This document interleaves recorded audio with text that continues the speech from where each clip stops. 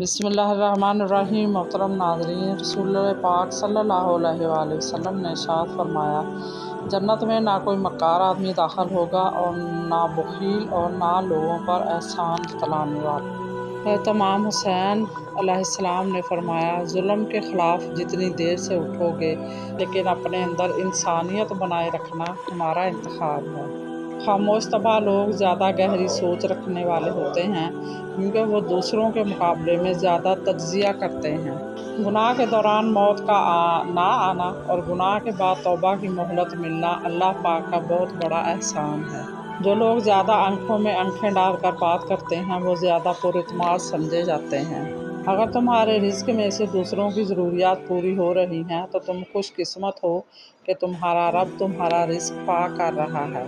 آم کے ساتھ روٹی کھانے سے کمزوری اور خون جلدی ختم ہو جاتی ہے۔ مزید اسی طرح کی اچھے معلوماتی ویڈیو دیکھنے کے لیے میرے چینل کو سبسکرائب کریں، اور اگر آپ کو ویڈیو اچھی لگے تو پلیز لائک ضرور کر دیا کریں۔